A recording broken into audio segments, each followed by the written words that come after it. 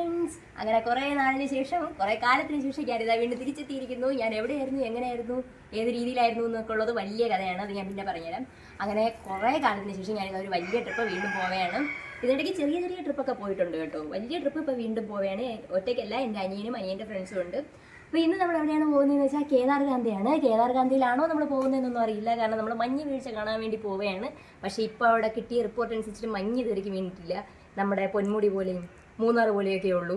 അതുകൊണ്ട് തന്നെ നമ്മൾ എന്ത് ചെയ്യാണ്, മഞ്ഞുള്ള സ്ഥലം തിരക്കി ചിലപ്പോൾ പോകും. അവിടെ മഞ്ഞില്ലെങ്കിൽ നമ്മൾ കറക്റ്റായിട്ട് കേദാർകാന്തി തന്നെ പോയി എത്തിച്ചേരും. അപ്പോൾ വിശേഷങ്ങൾ അവിടെ പോയിട്ട് കാണിക്കാം. ടാറ്റാ. അപ്പോൾ ഇത്രയും നമ്മൾ പാക്ക് ചെയ്ത് വെച്ചിട്ടുണ്ട് കേട്ടോ, കണ്ടോ. ബാക്കിയെല്ലാം പിന്നെ കാണിക്കാം. ടാറ്റാ. നമ്മൾ നേരെ മീനുവിനെയും കൂടെ കൂട്ടിക്കൊണ്ട് ഓട്ടോയിൽ കൊച്ചുവേളി റെയിൽവേ സ്റ്റേഷനിലേക്ക് പോവുകയാണ്. ഇവിടെ നിന്നൊരു വൈകിട്ട് 5 മണിക്ക് ഇറങ്ങുന്ന ട്രെയിനാണ്. നാളെ, അതായത് ശനിയാഴ്ച 9:45 നമ്മൾ യശ്വന്ത്പൂർ ജംഗ്ഷനിലെത്തും. ആ ഒരു ട്രെയിൻ പിടിക്കാനാണ് നമ്മളീ പോകുന്നത്. നമ്മൾ റെയിൽവേ സ്റ്റേഷനിൽ എത്തി. നമ്മുടെ ട്രെയിൻ അവിടെ തന്നെ ഉണ്ടായിരുന്നു. നമ്മൾ AC ആണ് ബുക്ക് ചെയ്തിരിക്കുന്നത്. ഒരാൾക്ക് ഏകദേശം 700-800 ആ ഒരു റേഞ്ചാണ് ടിക്കറ്റ് റേറ്റ് വരുന്നത്.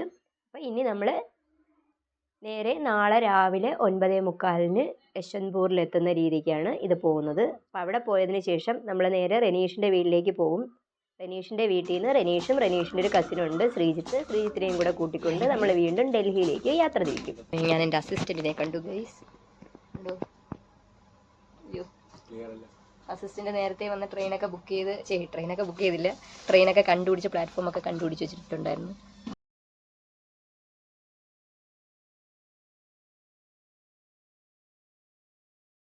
യെസ് ഗൈസ്, നമ്മളൊക്കെ എത്തിയിട്ടുണ്ട്. ഇനി നമ്മൾ ബാംഗ്ലൂരിലേക്ക് പോവുകയാണ്. ബാംഗ്ലൂരിലെത്തിയതിന് ശേഷം വീണ്ടും കാണൂല, ഇടയ്ക്ക് എപ്പോഴെങ്കിലും ഞാൻ കാണിച്ചു തരാം. ടാറ്റാ. അങ്ങനെ കൃത്യം 5 മണി കഴിഞ്ഞപ്പോൾ തന്നെ ട്രെയിൻ എടുത്തിട്ടുണ്ട്. നമ്മളപ്പോൾ നമ്മളെ യാത്രയാക്കാൻ വന്ന ആശുവിന് ടാറ്റ ബൈ ബൈ ഒക്കെ കൊടുത്ത് അങ്ങനെ നമ്മുടെ ട്രെയിൻ ജേണി തുടങ്ങിയിരിക്കുകയാണ്. ട്രെയിനിലങ്ങനെ വലിയ വിശേഷമൊന്നും ഉണ്ടായില്ല. ഇടയ്ക്ക് വെച്ചിട്ട് ട്രെയിനിലെ കറണ്ട് പോയി. അപ്പോൾ AC കമ്പാർട്ട്മെൻറ്റിൽ ACയും ഇല്ല, കറണ്ടും ഇല്ലാണ്ട് നമ്മളൊരു 5 മിനിറ്റോളം ഇരുന്നു. കുറച്ച് കഴിഞ്ഞപ്പോഴേക്കും കറണ്ട് വരികയും ചെയ്തു. ബാനസ്വാടിയിൽ ഇറങ്ങിയിട്ട് നമ്മൾ റെനീഷിൻ്റെ വീട്ടിലേക്ക് പോയിക്കൊണ്ടിരിക്കുകയാണ്. അവിടെ പോയി നമ്മൾ ഫുഡ് കഴിച്ചിട്ട് ഇനി 1 മണിക്കാണെന്ന് തോന്നുന്നു അടുത്ത ട്രെയിൻ. ഡൽഹിയിലേക്കുള്ള ട്രെയിൻ 1 മണിക്കാണ് ഉച്ചയ്ക്ക്. അപ്പോഴേക്കും നമ്മൾ തിരിച്ചെത്തണം. അതാണ് നമ്മുടെ ഇപ്പോഴത്തെ ടാസ്ക്. അപ്പോൾ ശരി ടാറ്റ. എൻ്റെ ഫോണിൽ ചാർജ് കുറവാണ്, അതുകൊണ്ട് എല്ലാം ഒന്നും ഞാൻ എടുക്കത്തില്ല. ഇങ്ങനെ ഇടയ്ക്കിടയ്ക്കുള്ളതൊക്കെ എടുക്കാം കേട്ടോ. നമ്മളങ്ങനെ അവരുടെ വീട്ടിൽ പോയപ്പോൾ അവരാണെങ്കിൽ നമുക്ക് ട്രെയിനിലിരുന്ന് കഴിക്കാനുള്ള ചിക്കനും ചപ്പാത്തിയൊക്കെ റെഡിയാക്കി കൊണ്ടിരിക്കുകയായിരുന്നു. അപ്പോൾ നമ്മളതെല്ലാം പാക്ക് ചെയ്തിട്ട് ഇനി നേരെ 1 മണിക്കുള്ള ട്രെയിൻ പിടിക്കാൻ വേണ്ടി പോവുക എന്നുള്ളതാണ് നമ്മുടെ ലക്ഷ്യം.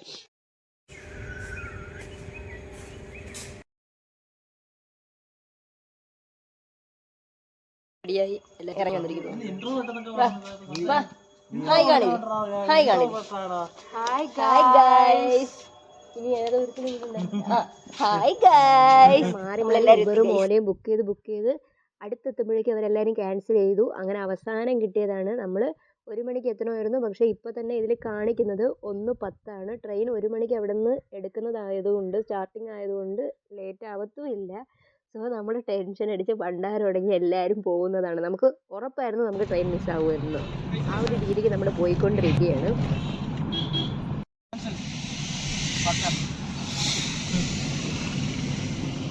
रोड जाम है सर, इसलिए नहीं उतर रही है.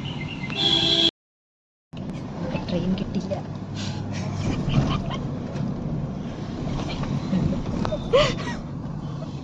ഇത്രയും ടെൻഷൻ ആയിട്ടാണ് പരീക്ഷയ്ക്ക് പോലും ഒരുമാതിരി അയ്യോ ഒന്നും പറയാനില്ലടാ. 3 മാസം ട്രെയിൻ എല്ലാം ടെൻഷൻ അടിച്ചിരിക്കുകയാണ്. എനിക്ക് ചിരിക്കാൻ പറ്റത്തില്ല. നമുക്ക് 1 മണിക്ക് ട്രെയിൻ ഇതിൽ കാണിക്കുന്നത്. ഇനിയിപ്പോൾ 1:10-15 ആകുമ്പോഴേ നമ്മൾ എത്തുള്ളൂ. നമ്മൾ പെട്ടു, നല്ലപോലെ പെട്ടു. ഇപ്പോഴത്തെ പ്ലാൻ അനുസരിച്ചിട്ട് കാറ് നിർത്തുന്നതുകൊണ്ട് ഞാൻ ഓടിപ്പോയി പച്ചക്കുടി കാണിക്കുന്ന ചേട്ടനെ പിടിച്ച് നിർത്തിയിട്ട് കാല് പിടിച്ച് അകത്ത് ട്രെയിനിനെ നിർത്തിപ്പിക്കണം. ഇതാണ് നമ്മുടെ ഇപ്പോഴത്തെ ലക്ഷ്യം. ഓക്കെ, നമ്മൾ വലിയ ഗവൺമെന്റ് എല്ലാവരും ഓടിച്ചിട്ട് പിടിക്കാൻ വേണ്ടി വന്നു ഗൈസ്. ഇത്രയും ആൾക്കാർ ആ ട്രെയിനിന് വേണ്ടി നിൽക്കുകയാണ്. ആ ട്രെയിൻ 2 അവർ ലേറ്റ് ആണ് ഗൈസ്. 2 അവർ ട്രെയിനൊക്കെ നമുക്ക് കിട്ടും. 2 മണിക്കൂർ ട്രെയിൻ ലേറ്റാണ്. ഇത്രയും ജനക്കൂട്ടം നിൽക്കുന്നത് ആ ട്രെയിനിൽ കയറാൻ വേണ്ടിയിട്ടാണ്. നമ്മൾ ഓടിപ്പോയി പോലീസിനെ പിടിക്കാൻ ഓടി വന്നു ഗൈസ്. പക്ഷെ പോലീസിനെ പറയാം നാണയില്ലേ പിള്ളേരെ, ട്രെയിനൊക്കെ നോക്കണ്ടേ. കടയിലിരുന്നു ഗൈസ് നമ്മൾ.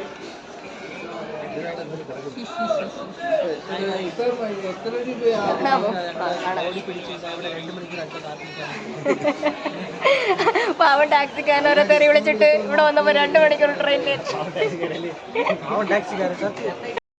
1 മണിക്ക് വരും എന്ന് പറഞ്ഞ ട്രെയിൻ നമ്മൾ ഓടി ചാടി ടെൻഷൻ അടിച്ച് ഇങ്ങ് വന്നപ്പോഴേക്കും ഇനി 3 മണിയൊക്കെ ആയിട്ടേ അത് വരുന്ന പോലും ഉള്ളൂ, വരുമെന്ന് കാണിക്കുന്ന പോലും ഉള്ളൂ. അപ്പം എല്ലാവരും ഇങ്ങനെ വെയിറ്റ് ചെയ്തിരിക്കുകയാണ്. അങ്ങനെ കാത്തിരുന്ന നമ്മുടെ ട്രെയിൻ എത്തിയിട്ടുണ്ട്, സമ്പർക്രാന്തി എക്സ്പ്രസ്. ഇത് ശനിയാഴ്ച ഇവിടുന്ന് യശ്വന്ത്പൂരിൽ നിന്ന് 1 മണിക്ക് എടുക്കുന്നത്. തിങ്കളാഴ്ച രാവിലെ 8:10 ആകുമ്പോൾ നമ്മൾ ഡൽഹിയിൽ നിസാമുദ്ദീൻ ജംഗ്ഷനിൽ എത്തേണ്ടതാണ്. പക്ഷേ ഇപ്പോൾ ഓൾറെഡി നമ്മൾ ലേറ്റാണ്. അപ്പോൾ എപ്പോൾ എത്തുമെന്ന് അറിയത്തില്ല. ഇതാണ് നമ്മുടെ ട്രെയിൻ, നമ്മുടെ സീറ്റ്. അപ്പോൾ നമ്മൾ കയറി ഇരുന്നിട്ടുണ്ട്. അപ്പോൾ പ്രത്യേകിച്ചൊന്നും ഇല്ലാത്തതുകൊണ്ട് നമ്മൾ കുറച്ച് സമയം ഉറങ്ങി, കുറച്ച് സമയം ഫുഡ് കഴിച്ചു, കുറച്ച് സമയം കാർഡ്സ് വെച്ച് കളിച്ചു. ഇങ്ങനെയൊക്കെ നമ്മൾ ഇരിക്കുകയായിരുന്നു. പ്രത്യേകിച്ച് ഈ ബോഗിയിൽ വേറെ ആരെയും നമുക്ക് പരിചയമില്ല, അതുപോലെ തന്നെ മലയാളീസിനെ ഒന്നും നമ്മൾ കണ്ടതുമില്ല. അതുകൊണ്ട് തന്നെ നമ്മൾ നമ്മളുടെ ആ ഒരു ലോകത്ത് ഒതുങ്ങാം എന്നുള്ള പ്ലാനിലായിരുന്നു. കുറച്ച് സമയം കളിച്ചിട്ട് നമ്മളൊരു 10 മണിയൊക്കെ ആയപ്പോൾ പോയി കിടന്നു. അങ്ങനെ നമ്മൾ സമാധാനത്തിലൊന്ന് ഉറങ്ങി വന്നപ്പോഴേക്കും ട്രെയിനിലാകെ ബഹളം, ഫുൾ സീന്. കണ്ണു തുറന്ന് നോക്കി രാത്രി ഒരു 11 മണിയൊക്കെ ആയപ്പോഴേക്കും ആൾക്കാരെല്ലാം ഇങ്ങനെ എഴുന്നേറ്റ് നിൽക്കുകയാണ്, ലൈറ്റ് ഇട്ടിരിക്കുകയാണ്. എന്താണ് സംഭവം എന്ന് നമുക്ക് മനസ്സിലാവുന്നില്ല. കാരണം പറയുന്നതെല്ലാം കന്നഡയിലും ഹിന്ദിയിലും ഒക്കെയാണ്. നമുക്ക് സബ് ടൈറ്റിൽ ഇല്ലാത്തതുകൊണ്ട് നമുക്കൊന്നും മനസ്സിലാവുന്നില്ല.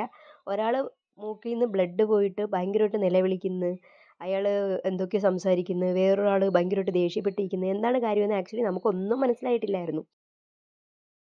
അങ്ങനെ നമ്മൾ അവിടെ ഉള്ളവരുടെ അടുത്തൊക്കെ ചോദിച്ചപ്പോൾ അവർ പറഞ്ഞു അതിലൊരു പുള്ളിക്കാരൻ ഡ്രഗ്സോ എന്തോ യൂസ് ചെയ്തു എന്ന് തോന്നുന്നു, അറിയത്തില്ല. അപ്പോൾ ആ പുള്ളിക്കാരൻ ഭയങ്കര ഹൈപ്പർ ആക്റ്റീവായിട്ട് തൊട്ടടുത്തിരുന്ന ചേട്ടൻ്റെ മൂക്കിനിട്ട് ഇടിച്ചു. പുള്ളിയുടെ മൂക്കിൽ നിന്ന് ഇങ്ങനെ ബ്ലഡ് വരെയാണ്. അങ്ങനെ ആരൊക്കെ ചേർന്ന് ട്രെയിനിൻ്റെ ചങ്ങല വലിച്ച് ഇതിങ്ങനെ നിർത്തിയിട്ടിരിക്കുകയാണിപ്പോൾ. ട്രെയിനൊക്കെ തോന്നുന്നു 11 മണി കഴിഞ്ഞ ട്രെയിനാണെന്ന്. ഒറ്റ മനുഷ്യൻ കിടക്കണില്ല.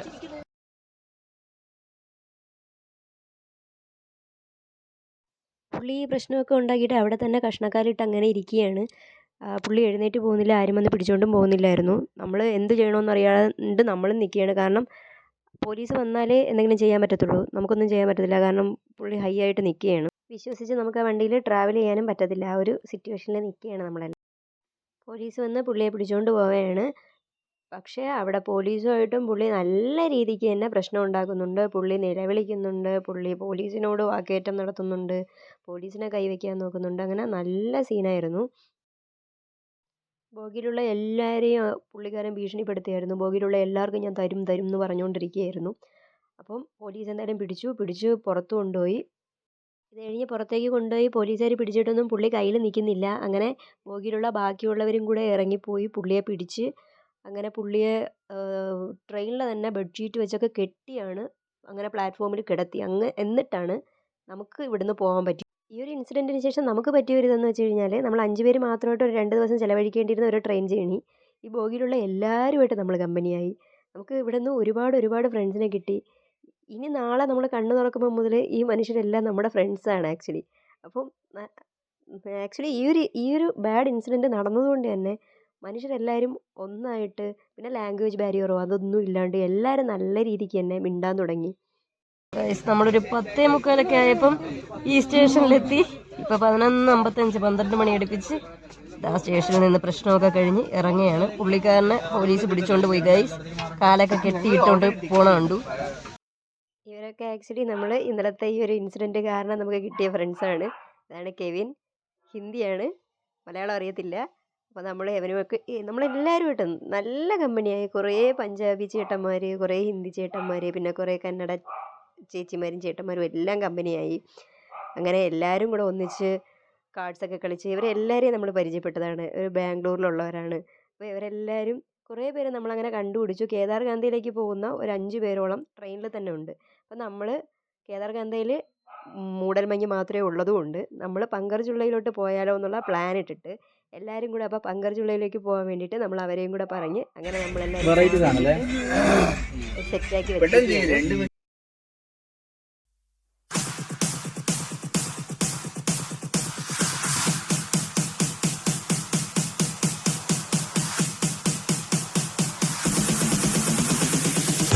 In the ice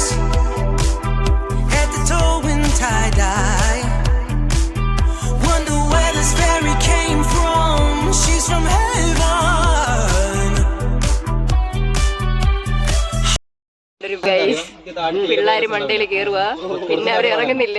അപ്പൊ മിന്നാ ചെയ്യുക ഇറങ്ങുന്നത് നമുക്ക് കറക്റ്റ് ട്രിം ലെവലാണ്. ഓവറായി എനിക്ക് വന്നില്ല താടി. സത്യം പറഞ്ഞാൽ 2 ദിവസം എങ്ങനെ ട്രെയിനിൽ പോയി എന്നറിയത്തില്ല. പെട്ടെന്ന് തന്നെ പോയി കിട്ടി. ഭയങ്കര രസമായിരുന്നു. ഒരുപാട് നല്ല മൊമെന്റ്സ് കിട്ടി. ഇത് തന്നെ 2-3 ചേട്ടന്മാരുണ്ടായിരുന്നു. അവർ നല്ല രീതിക്ക് പാട്ട് പാടുന്നുണ്ടായിരുന്നു. എനിക്ക് ആക്ച്വലി അവരുടെ പാട്ട് നിങ്ങൾക്ക് കേൾപ്പിക്കണമെന്നുണ്ട്, പക്ഷെ കോപ്പിറൈറ്റ് ഇഷ്യൂ വരും. അതുകൊണ്ട് എനിക്ക് കേൾപ്പിക്കാനുള്ള നിവൃത്തിയില്ല. നമ്മൾ ട്രെയിനിലുള്ള ആ ബോഗിയിലുള്ള എല്ലാവരും വന്നവരുടെ പാട്ട് ആസ്വദിച്ച് നിൽക്കുകയായിരുന്നു. അവർ ആക്ച്വലി ഒരു കൺസേർട്ടിന് പോകുന്നതായിരുന്നു. ഞാൻ പറ്റിയാൽ അതൊന്ന് ഷോർട്സ് ആയിട്ടോ എങ്ങാനും ഇടാം.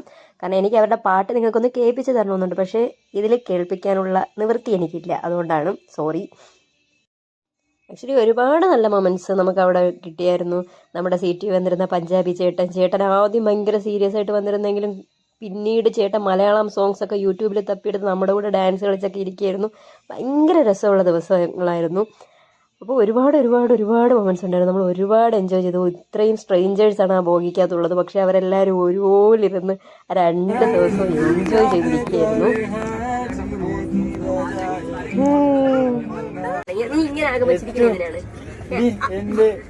ട്രെയിന് നല്ല ലേറ്റ് ആയിരുന്നു. നമ്മൾ രാവിലെ ഒരു 8 മണിക്ക് എത്താനുള്ളതായിരുന്നു.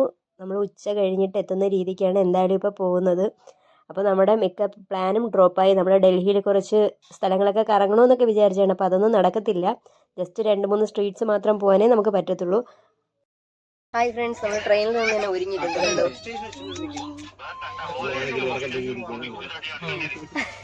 ഓക്കെ, അപ്പൊ നമ്മള് നിസാമുദ്ദീനിലെത്തും. അത് കഴിഞ്ഞിട്ട് ഫോട്ടോ ഒക്കെ എടുക്കാനാണ് ഈ ഡ്രസ്സ് പോയിട്ട്. പക്ഷേ അവിടുത്തെ തണുപ്പിൽ നമ്മളെ കൊണ്ട് പിടിച്ചു നിൽക്കാൻ പറ്റുമെന്ന് പറഞ്ഞോളൂ. എന്റെ കാലൊക്കെ ഉണ്ട് ഗൈസ്. ഇതൊക്കെ ഞാൻ അതല്ലേ സോക്സ് ഒക്കെ ഇടാതെ കയറി നിൽക്കുമെന്ന് എനിക്കറിയത്തില്ല. അവിടെ ഭയങ്കര ഫോഗാണ് ഗൈസ്, ഫോഗാണ്. ഓക്കെ, നമ്മുടെ സിക്ക് പയ്യയും എല്ലാം ശരിയായി നിൽപ്പുണ്ട്. ഇവർ രണ്ടുപേരും ഉറക്കം തൂങ്ങി നിൽപ്പുണ്ട് ഗൈസ്. ഓക്കെ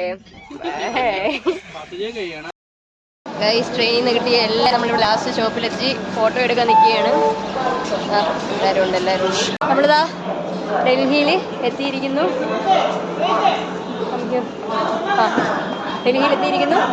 നമ്മളിതാ നടന്നു പോയിക്കൊണ്ടിരിക്കുകയാണ്. ട്രെയിനിൽ നിന്ന് കിട്ടിയ 2 പേര് കൂടെ ഇപ്പോൾ നമ്മുടെ കൂടെ ഉണ്ട്. ബാക്കിയുള്ളവർ അവിടെ ജോയിൻ ചെയ്യാന്ന് പറഞ്ഞു. അവർക്ക് പോയി കിടന്നൊന്ന് റെസ്റ്റ് എടുക്കണമെന്ന് പറഞ്ഞു. നമുക്ക് ഡൽഹി കറങ്ങണം എന്നുള്ളൊരു പ്ലാനും കൂടെ ഉണ്ട്. സോ അവർ റെസ്റ്റ് എടുത്തിട്ടേ നാളെ വരുള്ളൂ. നമ്മൾ നാളെ അവരെ കണ്ടുമുട്ടും. ഇപ്പോൾ ഈ ട്രെയിനിൽ നിന്ന് കിട്ടിയ അശ്വിൻ്റെ എനിക്ക് ശ്വാസം വിടുന്നുണ്ട്.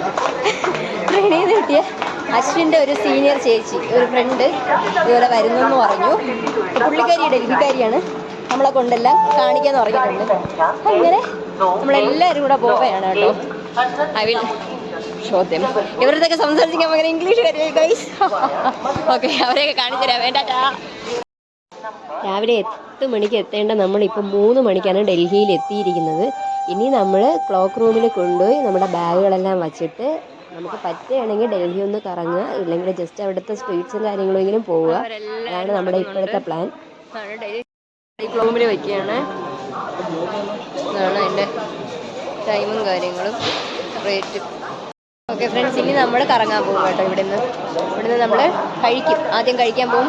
എന്നിട്ട് നമ്മൾ ഡൽഹി പറ്റുന്ന സ്ഥലം കറങ്ങാൻ പോകും. കാരണം നമ്മളിപ്പോൾ എത്തിയപ്പോൾ നമ്മൾ ആക്ച്വലി നമ്മുടെ പ്ലാനിങ് അനുസരിച്ചിട്ട് രാവിലെ 8 മണിക്ക് എത്തണം. പക്ഷെ നമ്മളിപ്പോൾ എത്തിയത് വൈകിട്ട് 3 മണിയായി. നമുക്ക് രാത്രി 11:50 ട്രെയിനാണ്. അപ്പോൾ അതിന് മുമ്പ് നമ്മൾ എന്ത് ചെയ്യണം? തിരിച്ചു വരണം. ഹായ് വാ, ഇതാണ് നമുക്ക് ട്രെയിനിൽ നിന്ന് കളഞ്ഞു കിട്ടിയത്. അയ്യോ പോയി ഗൈസ്, അവൻ പോയി ഗൈസ്. ഈ മുഖം മറിച്ചിരിക്കുന്ന അവൻ്റെ മുഖം കണ്ടുകൂടാ. പ്രകാശവലയം. ഇവനാണ് അശ്വിൻ. നമുക്ക് ട്രെയിനിൽ നിന്ന് കിട്ടിയാണ്. പിന്നെ ഒരു ഇൻട്രോവേർട്ട് ഉണ്ട്, അവിടെ മാറി നിൽക്കുന്നുണ്ട്. സുധി. ഓക്കെ, അപ്പോൾ ശരി, ബൈ. ഇനി നമ്മൾ കറങ്ങിയിട്ടൊക്കെ വരാം. ഇനി നല്ല വിശക്കുന്നു. ഇനി നമ്മൾ വിശക്കൂല. ഇനി നമ്മൾ കഴിച്ചിട്ട് നമ്മൾ കറങ്ങാൻ പോകും. ഓക്കെ, ടാറ്റാ. അപ്പോൾ ഇതിൻ്റെ ബാക്കി വിശേഷങ്ങളെല്ലാമായിട്ട് അടുത്ത വ്ളോഗിൽ കാണാം. ബൈ ബൈ ഉമ്മ.